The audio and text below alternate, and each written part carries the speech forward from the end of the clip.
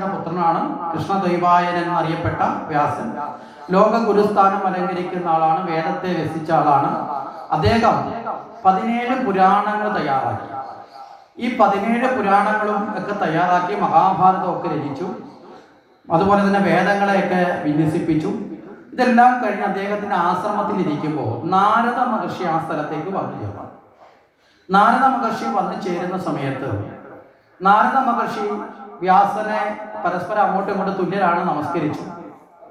എന്നിട്ട് ചോദിച്ചു, അങ്ങയുടെ മുഖത്ത് എന്തോ ഒരു അസംതൃപ്തി പ്രകടമാകുന്നുണ്ടല്ലോ എന്ന് ചോദിച്ചു.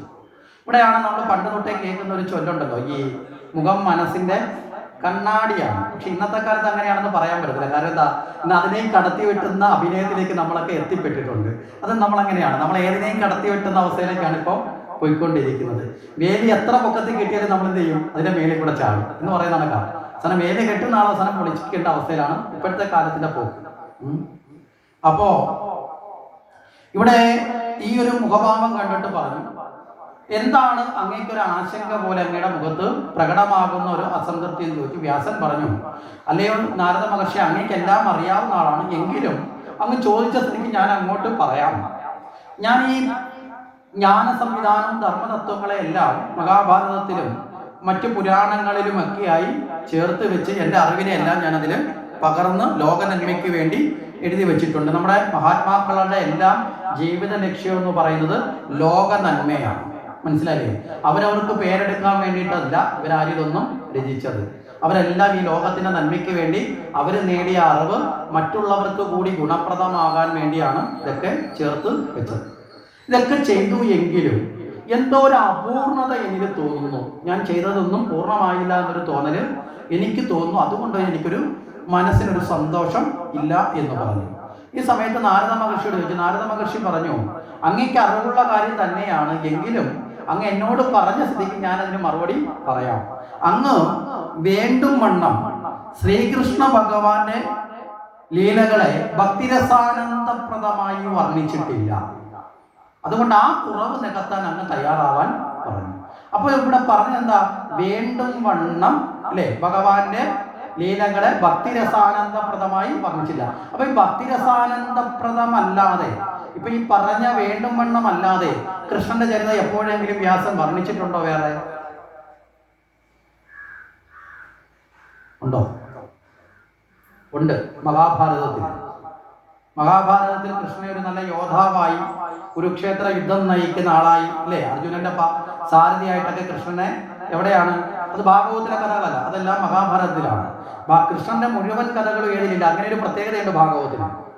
നമ്മളെ കൃഷ്ണനെ കുറിച്ച് അറിയാൻ ഭാഗവതമാണെന്ന് പറയുന്നുണ്ടെങ്കിലും കൃഷ്ണ തത്വം അറിയാൻ ഭാഗവതമാണ്. പക്ഷെ കൃഷ്ണന്റെ മുഴുവൻ കഥകളും എവിടെയില്ല? ഭാഗവത്തില.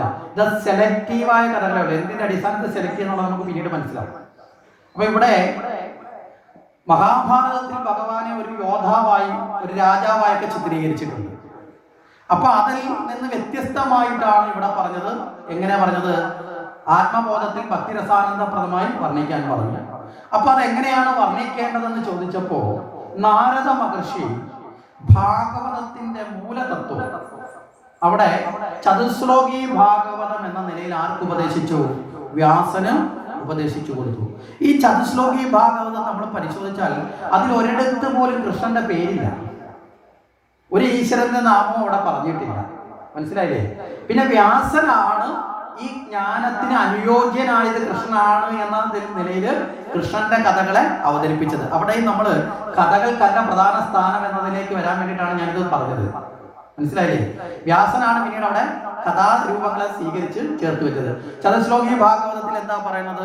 ചതുശ്ലോകി ഭാഗവതത്തിൽ പറയുന്നത് ഈ അഖണ്ഡമായ ഈ പ്രപഞ്ചം മുഴുവൻ നിറഞ്ഞു നിൽക്കുന്ന ശക്തി ഒന്നു തന്നെയാണെന്നും അത് ഭിന്നമാണെന്ന തോന്നൽ കൊണ്ടാണ് നമ്മുടെ ജീവിതത്തിൽ ഉണ്ടാകുന്ന എല്ലാ ദുഃഖങ്ങളും ഉണ്ടാകുന്നതെന്നും ഈ ദൃശ്യപ്രപഞ്ചത്തിൽ കാണുന്നതും കാണപ്പെടാത്തതുമായ സർവ്വ ജീവജാലങ്ങൾക്കും ആധാരമായിരിക്കുന്നതും സർവ്വതും സൃഷ്ടിക്കപ്പെടുന്നതും നിലനിൽക്കുന്നതും ലയിക്കപ്പെടുന്നതും ഏകസ്വരൂപമായ വിരാട സ്വരൂപമായ ഭഗവാനിലാണ് എന്ന് അറിഞ്ഞുകൊണ്ട് ആ ഭഗവത് ചൈതന്യത്തെ അറിയുവാനുള്ള ജ്ഞാനത്തെ നേടുവാനും ആ ജ്ഞാനരഹിതമായ അവസ്ഥയിലാണ് നമ്മൾ അജ്ഞാന ഭ്രമത്തിൽ വീണ് കൽപ്പമായ വികല്പങ്ങളിലും പെട്ട് ഉഴലുന്നതെന്നും പറഞ്ഞുകൊണ്ട് ഈ ഭ്രമങ്ങളിൽ നിന്ന് മുക്തി നേടാൻ ഭഗവാന്റെ യഥാർത്ഥ സ്വരൂപത്തെ അറിയണമെന്നും ആ സ്വരൂപം ഈ പ്രപഞ്ചം മുഴുവൻ നിൽക്കുന്ന ഏക സത്യമാണ് എന്നും ആണ് ഈ 4 ശ്ലോകത്തിന്റെ ഒരു കേവലാർത്ഥം.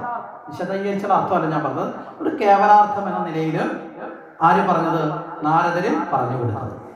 അങ്ങനെ പറഞ്ഞു. വ്യാസഭഗവാൻ ഇതിന്റെ അടിസ്ഥാനത്തിൽ വ്യാസഭഗവാൻ എന്ത് ചെയ്തു? ഇവിടെ 12 സ്കന്ധങ്ങളിലായി ഭഗവാന്റെ ചരിതം 18,000 ശ്ലോകങ്ങളിലായിട്ട് എന്ത് ചെയ്തു? ചമച്ചു. വളരെ കൃത്യമായി ഭാഗവത രചന നടത്തി. ഈ ഭാഗവതത്തെ അദ്ദേഹം തൻ്റെ പുത്രനായ ശ്രീശുകന് ഉപദേശിച്ചു. മനസ്സിലായില്ലേ? ശ്രീശുകൻ ഈ ഭാഗവതം ഭഗവാനിന് വ്യാസന് ലഭിച്ച ഈ ഭാഗവതം ശ്രീശുകനോടൊപ്പം അദ്ദേഹത്തിന്റെ കൂടെ ഉണ്ടായിരുന്ന സൂത പൗരാണികനും ഇത് ശ്രവിച്ചിരുന്നു. ഈ ഭാഗവതമാണ് ശ്രീശുകൻ പിന്നീട് ആർക്കും പറഞ്ഞു കൊടുക്കുന്നത്? പരീക്ഷത്തിന് പറഞ്ഞു കൊടുക്കുക. ആ പരീക്ഷത്തിന് പറഞ്ഞു കൊടുക്കുന്ന സമ്പ്രദായത്തിലാണ് നമ്മൾ ഇന്ന് കാണുന്ന ഭാഗവതത്തിന്റെ രചന നിൽക്കുന്നത്. അതുകൊണ്ടാണ് ഈ ഭാഗവതം കേട്ട ശ്രീശുകൻ ഇതിലൊരു കഥാപാത്രമാണ്, പരീക്ഷത്തും ഇതിലൊരു കഥാപാത്രമായി വരുന്നത്. അപ്പൊ നാരദർക്ക് ഭാഗവതം കിട്ടിയത് ആരിൽ നിന്നാണെന്നാണ് പറഞ്ഞത്? നാരദരിൽ നിന്നാണ്. ഈ നാരദർക്ക് ഭാഗവതം ലഭിച്ചത് എവിടെ നിന്നാണ്? ബ്രഹ്മാവിൽ നിന്ന്, പിതാവായ ബ്രഹ്മാവിൽ നിന്ന്. ബ്രഹ്മാവിനോ? നാരായണനിൽ നിന്നാണ്. അപ്പൊ ഭഗവാൻ അപ്പൊ നാരായണൻ ഇത് എവിടെ നിന്ന് ലഭിച്ചു? അങ്ങനെ ഒരു ചോദ്യം കൂടി ചോദിച്ചാലേ, അതുവരെയുള്ള ഓർഡർ പറഞ്ഞല്ലോ. ഇവിടെയാണ് നമ്മുടെ ഭഗവാന്മാരുടെ ഒരു വലിയ തത്വത്തെ നമ്മൾ മനസ്സിലാക്കേണ്ടത്. ഇവിടെ ഈ ബ്രഹ്മാവിന് ഉപദേശിക്കുന്ന ഈ ഉപദേശങ്ങൾ കൊടുക്കുമ്പോൾ മറ്റു പല സന്ദർഭങ്ങളിലും ഭഗവാൻ നേരിട്ട് ഉപദേശിച്ചിട്ട് ഭഗവാൻ പറഞ്ഞത് എന്താണെന്നറിയോ? ഇതൊക്കെ പണ്ട് മുതലേ ഉള്ള മഹാത്മാക്കള് പറഞ്ഞതിന് പ്രകാരം ഞാൻ പറഞ്ഞതാണ്. അതായത് ഒന്നിന്റെ കർത്തൃത്വ ഭാവം ആരും ഏറ്റെടുക്കുന്നില്ല, ഭഗവാൻ ഏറ്റെടുക്കില്ല. ഇത് നമ്മുടെ ഒരു പ്രത്യേകതയാണ്. മനസ്സിലായത്? വ്യാസൻ പറയുന്നു, നാരദര് പറഞ്ഞു, നാരദര് പറയുന്നു, ബ്രഹ്മാവ് പറഞ്ഞു, ബ്രഹ്മാവ് പറയുന്നു, നാരായണൻ പറഞ്ഞു, നാരായണൻ പറയാണ് ഇത് പണ്ട് മുതലേ എല്ലാ മഹാത്മാക്കളും പറഞ്ഞത് ഇങ്ങനെയാണ്. അത് ഞാൻ നിങ്ങളോട് പറയുന്നു. കാരണം ഒന്നിന്റെയും ഉടമസ്ഥൻ എന്ന അഹങ്കാരത്തിലേക്ക് പെടാൻ ആരാഗ്രഹിച്ചിട്ടില്ല.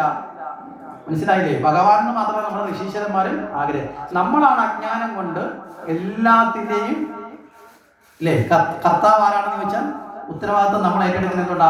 ഞാനെന്ന ഭാവം ഉള്ളത് കൊണ്ടാണ്. അപ്പൊ ഈ ഞാനെന്ന ഭാവത്തെ ഉപേക്ഷിച്ചു കൊണ്ടുള്ള ഒരു കർമ്മ പദ്ധതിയാണ് ജ്ഞാനത്തിലൂടെ നമുക്ക് നേടാൻ സാധിക്കുന്നത് എന്ന് ഭാഗവതത്തിന്റെ രചനാ പശ്ചാത്തലം നമ്മൾ മനസ്സിലാക്കുക.